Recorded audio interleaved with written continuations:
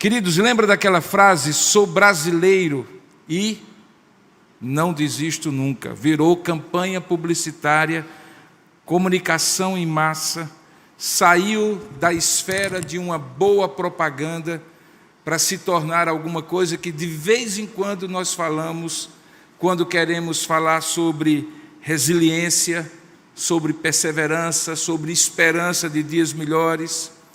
Mas o que é que significa realmente esse enunciado? Não desisto nunca.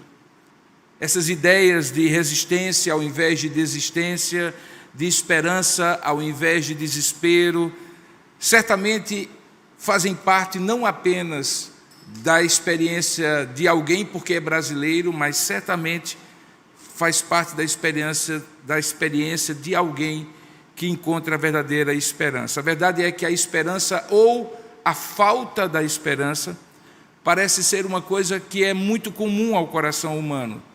Ao fim de 2021, aquela tradicional pesquisa de um instituto de estatística que foi realizada naquele ano apontou que, entre aspas, a esperança e a felicidade global naquele ano estavam diminuindo em comparação com o ano passado. Eu lembro a você que esse foi o ano do ápice da Covid-19, quando chegamos ao fim de 2021 com aquela expectativa de que estava diminuindo, e então veio aquela famosa e trágica segunda onda. E aí, obviamente, que quando passou de um ano para o outro, as pessoas frustradas, decepcionadas, acabaram dizendo que tinham pouca esperança para o futuro. O coordenador daquela pesquisa, naquela época, comentou assim os resultados, entre aspas. Ele diz assim: a minha memória só se lembra de coisas boas. Então, todo ano, apesar do que a gente enfrenta, é um grande ano para mim. Quanto ao futuro, dizia ele, se bem me lembro, foi Einstein quem disse que se você quiser fazer Deus rir, conte-lhe os seus planos. Só há uma coisa que sabemos com certeza, completou ele, é que felizmente não podemos conhecer nosso futuro, embora pensemos que podemos. Portanto, sinto-me muito mais à vontade para, ao invés de falar de esperança, falar de desejo. Curioso que aquele que ficou responsável por fazer a pesquisa já havia aberto mão da esperança e transformado-a em apenas um desejo. Porém, do que se nutre a esperança humana? De forma genérica, queridos, pelo menos de 3 supostas certezas. A primeira delas é que existe no ser humano uma capacidade dele, e somente dele, de superar todos os limites e obstáculos e conseguir o que se deseja para ser feliz. Alguns que assim creem nesse tipo de felicidade fazem da força de vontade o motor da esperança. Outros, no entanto, reconhecem que não dependem só de si e então acham que o mundo todo, na sua bondade e no seu amor, vai ser solidário, empático, colaborativo. E aí não somente a força de vontade, mas a famosa solidariedade, gentileza, faz com que alguns tenham esperança no futuro melhor. Alguns, especialmente na nossa época, acreditam, em terceiro lugar, que a capacidade da ciência, da tecnologia, que tem feito a vida melhorar em tantos lugares e de tantas formas, seria a fonte melhor para a felicidade. Então, quando você junta vontade humana, solidariedade humana e racionalidade humana, o mundo todo tem buscado nessas 3 fontes a razão da sua esperança. Mas a pergunta é, será que elas realmente são fontes seguras, âncoras seguras para a esperança? Para o apóstolo Paulo, não. Em 1 Coríntios capítulo 15, quando ele faz aquela majestosa exposição da esperança na ressurreição, ele diz: se a nossa esperança se limitar apenas a esta vida, somos os mais infelizes de todos os homens.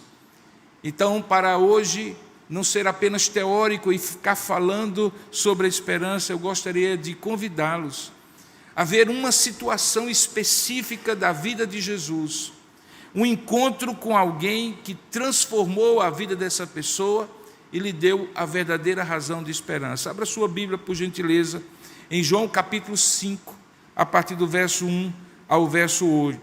Esse é um relato, dentre outros tantos contidos, de pessoas que se encontram com Jesus, que é o grande protagonista da história da redenção, nos quais fica claro que a esperança não é um sentimento, mas também não é fruto de uma boa vontade humana, nem da solidariedade humana.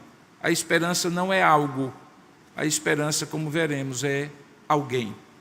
Diz assim a palavra de Deus em João capítulo 5, verso 1 ao verso 8. Abra sua Bíblia ou acesse no seu celular, João capítulo 5, do verso 1 ao verso 8. Diz assim a palavra do Senhor: passadas estas coisas, havia uma festa dos judeus e Jesus subiu para Jerusalém. Ora, existe ali junto à porta das ovelhas um tanque, chamado em hebraico Betesda, o qual tem 5 pavilhões.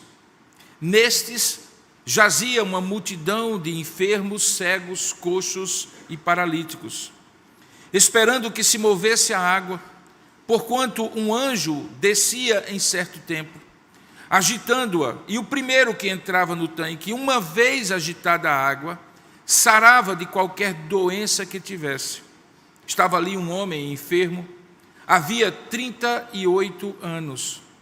E Jesus, vendo-o deitado e sabendo que estava assim há tanto tempo, perguntou-lhe: queres ser curado?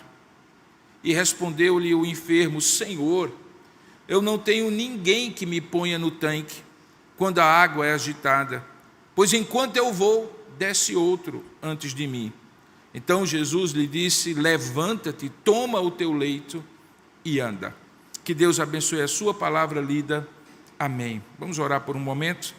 Ó Deus amado e querido Pai, nós queremos te pedir a iluminação do teu Santo Espírito para que possamos ouvir a tua voz nesse texto sagrado que por si só é tua palavra, mas que nessa manhã de maneira muito especial pode se tornar para nós a tua mensagem nesta manhã.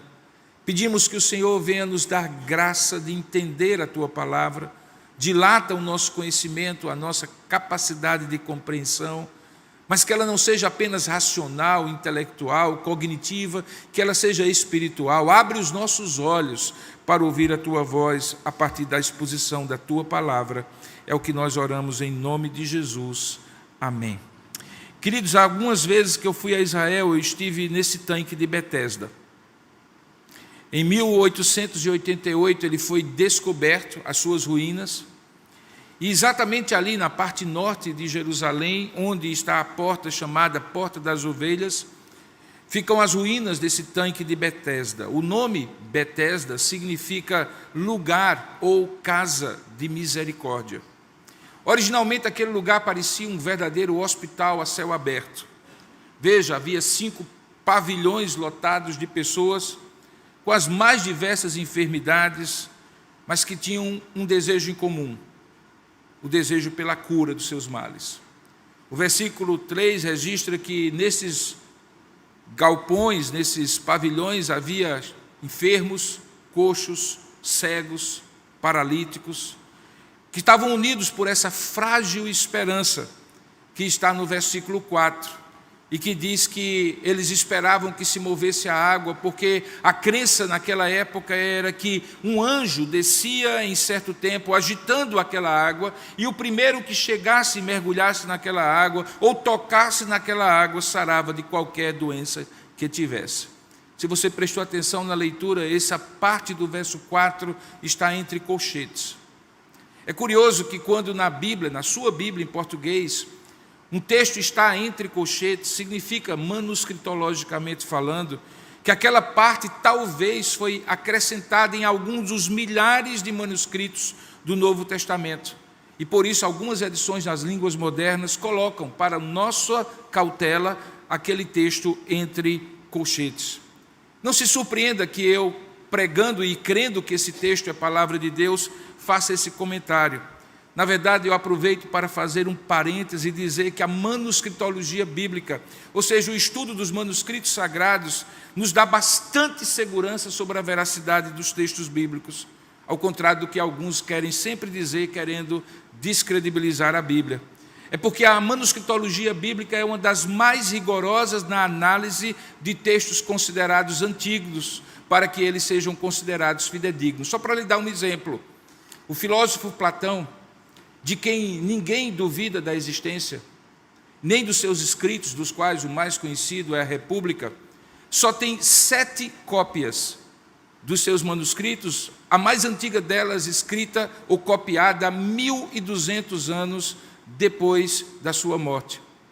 Mas a Bíblia tem alguma coisa como 5.400 manuscritos gregos completos ou fragmentos, 10.000 manuscritos em latim, 9.300 manuscritos em diversos outros idiomas antigos, como o síriaco, o copta, o armênio, o gótico e o eslavo. E mesmo assim, alguém prefere acreditar em Platão e na República do que acreditar na Bíblia. No entanto, o que importa aqui nessa história não é provar para você que esse texto foi inspirado por Deus. É mostrar o que ele quer trazer para nós como mensagem. Observe, aquela multidão que estava ali tinha um desejo de que aquela água parada, de repente se movesse. Eles baseavam toda a esperança deles numa crença de que aquele mover das águas era provocado por um anjo. Mas o texto não chancela essa crença, apenas registra. De certa maneira, era como se o texto usado ali pelo escritor sagrado, pelo olhar de João, quisesse fazer um contraste entre aquela crença superficial, baseada talvez numa superstição, e o encontro com Jesus, mostrando que não uma crença vazia e uma esperança vazia, mas uma pessoa concreta, capaz de resolver o problema de alguém, era de fato e deveria ser a fonte da verdadeira esperança. O que eles tinham ali era apenas um desejo, como aquele coordenador da pesquisa, um desejo travestido de esperança, porque não era realista. E pior, não somente não era realista, como também não estava disponível a todos. Veja que no verso 5 há uma virada na narrativa, porque depois de descrever o geral, como se fosse uma cena de cinema, o plano geral daquela multidão ali que estava naqueles 5 alpendres, a câmera foca em uma pessoa. E diz o texto que havia ali, no verso 5, um homem enfermo há 38 anos. Por favor, entenda o texto corretamente. O texto não diz que ele estava ali há 38 anos. O texto diz que há 38 anos ele estava doente, e naquela ocasião estava ali. Não se sabe por quanto tempo, se 1 dia, 2 dias, 10 dias ou os 38 anos que ele estava doente. Por quanto tempo ele estava doente, portanto, não se sabia. Mas, se fosse por muito tempo, como diz a sabedoria popular, a esperança para aquele homem era a última que morreria.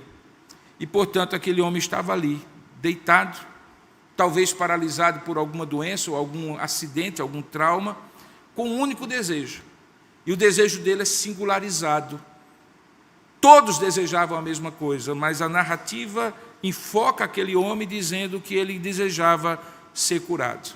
Mas por mais que ele desejasse, a sua força de vontade não era suficiente. Por favor, não questione se aquele homem tinha fé ou não. Se ele estava iludido com aquela crença, naquele pensamento mágico. Por favor, não pense nisso, porque ainda hoje as pessoas fazem assim. Não há nada mais moderno do que cientistas, astrofísicos, químicos complexos, ganhadores do Nobel, de repente fazerem uma fezinha numa mega sena, mesmo que haja 52 milhões de possibilidades contrárias. Ou quem sabe acender um incensozinho a uma entidade, ou crer em gnomos, ou em florais, ou em cheiros, ou em fragrâncias, mesmo que racionalmente nada disso faça sentido. Aquela fé daquele homem, daquela multidão, era uma fé pré-moderna. Mas essa mesma fé e essa mesma esperança continua presente hoje. Não é raro encontrar pessoas assim. Mas perceba que o problema daquela situação ia além daquela esperança, daquele desejo. É porque, apesar de sua vontade e seu desejo serem legítimos, ele também não contava com a esperada solidariedade de ninguém. Ele diz que, no verso 7, quando Jesus lhe pergunta se ele quer ser curado, que ele não responde se queria ou não, mas ele coloca a dificuldade. E qual era a dificuldade? Não tenho ninguém que me ponha no tanque quando a água é agitada, pois enquanto eu vou, alguém desce antes de mim. Então a força de vontade dele não servia de nada. Com a solidariedade humana daquelas pessoas, ele não podia contar. Portanto, aquele desejo era uma frustração contínua. Fica claro que aquele homem, portanto, não podia contar com aquelas 3 supostas âncoras de uma esperança. Mas na narrativa bíblica, de repente acontece de aparecer ali uma esperança que não é algo, mas que é alguém. Jesus toma o protagonismo da ação, o foco deixa de ser apenas aquele homem e passa a ser o encontro daquele homem com Jesus Cristo. Observe com cuidado o que Jesus diz e o que ele faz com aquele homem. De repente pode ser que ele também diga e que ele também faça com você nesta manhã algo parecido que fez com aquele homem. Observe que a primeira coisa que Jesus faz, diz o texto, é ver aquele homem deitado. E sem que ninguém tivesse lhe dito absolutamente nada sobre a vida dele, sobre a situação que ele vivia, ele já sabia, diz o texto, que aquele homem estava ali por algum tempo considerável, que por 38 anos ele sofria. O texto não diz que foi o homem que viu Jesus, porque os olhos da esperança daquele homem estavam na água. Pouco importa a multidão de pessoas que estavam ali, os olhos fitos dele estavam na água. Ele esperava que a qualquer momento aquela água se agitasse, e portanto ele não tirava os olhos da água. Ele iria tentar mais uma vez, como havia certamente tentado outras tantas, a ser o primeiro a entrar. Mas o texto diz que apesar dele não ver Jesus, Jesus o vê. E sempre é assim, querido. Nem sempre nós vemos Jesus, sempre Jesus nos vê. Não importa se estamos numa pequena multidão como essa. Não importa se a nossa esperança virou frustração há tempos. Não importa. Ele nos vê. E mais, ele conhece o nosso passado. O sofrimento daquele homem não era desconhecido. Ele conhecia o desalento daquele homem, o desânimo, a frustração, a desesperança, o senso de impotência. Jesus também vê a mistura de desejo e de revolta que certamente havia naquele coração, enquanto ele afundava cada dia mais, por cada dia estar tão perto e não conseguir a solução do seu problema, tão perto dos olhos, tão longe da solução. Talvez aquele homem se sentisse como um náufrago, nadando e morrendo na praia todas as vezes que alguém ia primeiro do que ele e tocava aquela água. Portanto, se tinha uma coisa certa, que Jesus vê tudo isso. Ele não apenas olha por cima de cada um de nós, ou daquela multidão, ele olha nos nossos olhos, ele olha no nosso coração, ele olha no nosso passado, ele olha no nosso presente, ele olha o nosso futuro. Ele é um Deus que olha, que singulariza com o seu olhar aquilo que esperança nenhuma é capaz de singularizar. Mas observe mais um pouco, Jesus não apenas vê, Jesus faz uma pergunta, e a pergunta é: queres ser curado? Querido, por favor, não se envergonhe de pensar o que eu já pensei quando li esse texto algumas vezes. Eu já também pensei que aquela pergunta talvez fosse a mais inapropriada, mais inconveniente, mais sem sentido e mais sem propósito que alguém poderia fazer. Por exemplo, se saísse da minha boca. Da boca de Jesus não, mas da minha boca seria uma grande tolice. Talvez seria a mesma tolice que eu e você fazemos quando, vendo uma pessoa com fome, pergunta: você quer um pouco de comida? ou vendo uma pessoa em sofrimento depois de uma noite toda insone, enquanto a água sobe ao lado do seu barraco e os filhos estão pendurados no telhado, e um repórter desavisado pergunta: como foi a noite? Por óbvio, aquele homem queria ser curado. Por óbvio, quem tem fome porque está disponível para receber comida. Por óbvio, uma noite insone não pode ser considerada uma boa noite. Mas por que Jesus pergunta: queres ser curado? E por que aquele homem não se ofendeu? Porque nenhum miserável se ofende quando alguém lhe vê e alguém lhe pergunta. Não porque não sabe, mas porque quer ajudar. Se a pessoa deseja ou espera o óbvio, por mais óbvio que seja, ninguém se ofende quando alguém, além de ver, se importa. Não era ali o tanque da misericórdia? Não era ali a Betesda? Pois ali estava a misericórdia em pessoa, se importando com a necessidade que nem o homem, nem os que estavam ao seu redor, nem a ciência do seu tempo tinham sido capazes de dar uma solução. E a pergunta de Jesus é exatamente aquela pergunta daquele que não apenas vê a miséria humana, mas que se importa com o miserável e vai na direção de solucionar a sua miséria. Por isso Jesus vê, por isso Jesus pergunta: queres ser curado? Mas ele não para por aí. Depois de perguntar e olhar, Jesus diz com autoridade as seguintes palavras: levanta-te, toma o teu leito e anda. Todos nós sabemos que ver, perguntar e escutar são atitudes básicas de quem quer entender uma situação, de uma anamnese, seja num consultório ou mesmo na vida. Quem não consegue ver, quem não consegue perguntar, quem não consegue escutar, não consegue entender. Mas coloque-se no lugar daquele homem por um instante e veja como as 3 ordens que Jesus dá a ele soariam estranhos ainda hoje. Como assim? Levanta-te. Eu não posso me levantar, Senhor, há 38 anos. Eu já perdi a esperança de ter esperança na minha própria capacidade. Não é que eu não quero, eu não consigo. Como assim, toma o teu leito? Senhor, esse meu leito tem sido a minha segunda pele. A minha casa, a minha cama, a minha cozinha, o meu quintal.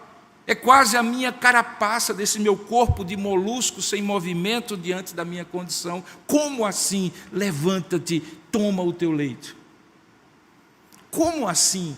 Anda. Anda para onde, Senhor? O destino para onde eu gostaria de andar era aquela água, mas eu nunca chego a tempo. Andar para onde? Ali na água estava a minha esperança. Para onde eu devo andar? Percebe como aquelas 3 frases, aquelas 3 ordens de Jesus não soariam estranhas para mim, como também soou certamente para aquele homem? Mas antes que ele racionalmente rejeitasse aquelas perguntas, diz o texto que imediatamente o homem se viu curado. E porque se viu curado, tomou o seu leito e pôs-se a andar.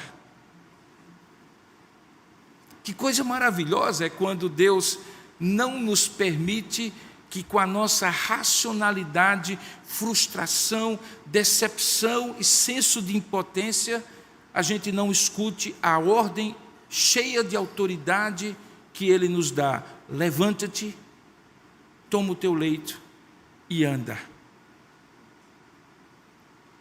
Ele vê, ele pergunta, ele manda o homem levantar-se, tomar o seu leito e andar. O que ele estava fazendo, queridos, era mais do que curar aquele homem. Jesus estava lhe restaurando a esperança, mas uma esperança que não era mais no futuro, já tinha se tornado presente. Sabe, eu defino esperança não como otimismo, não como força de vontade, não como uma probabilidade favorável.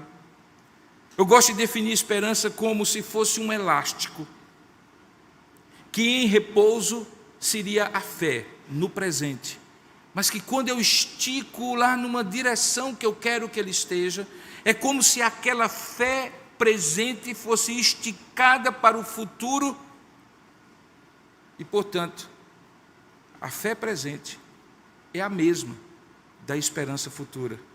Por isso que em Hebreus capítulo 11, verso 1, diz que a fé é a certeza de coisas que se esperam e a convicção de coisas que ainda não se vê, porque estão no futuro, mas que se tornam presentes quando a fé alimenta a esperança.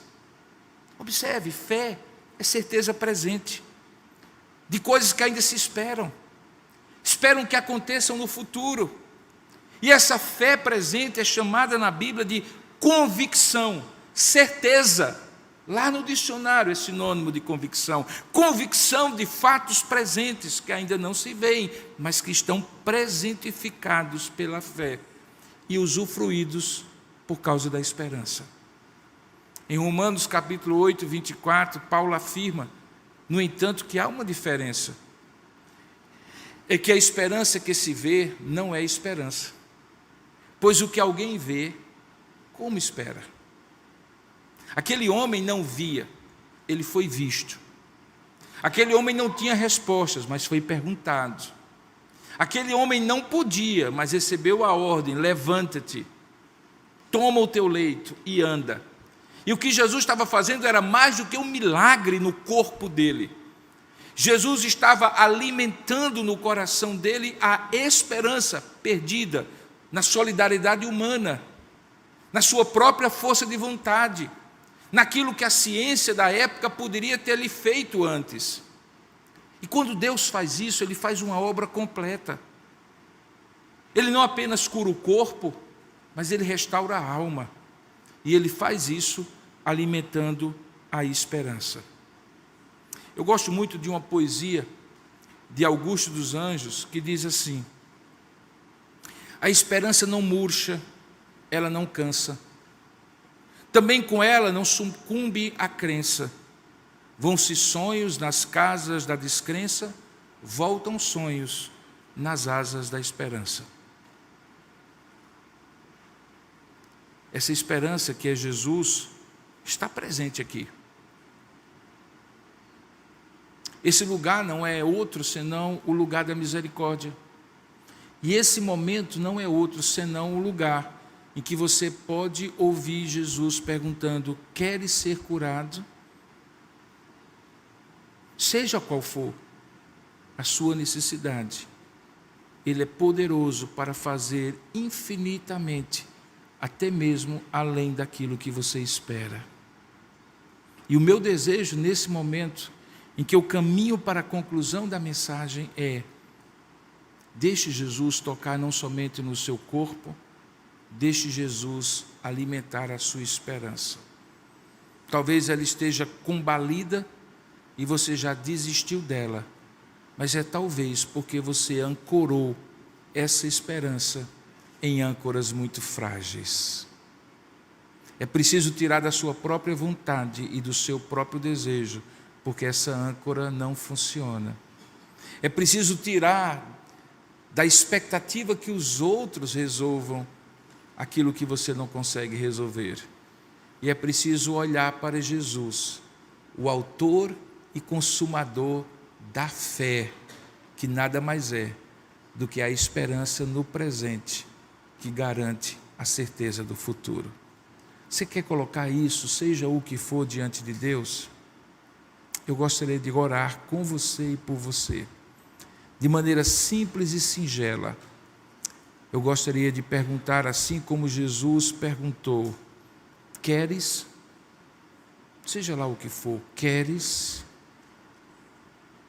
Levanta-te, toma o teu leito, anda.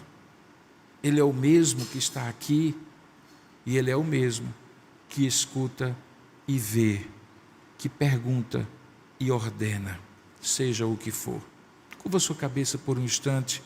Eu gostaria de orar com você e por você nessa hora.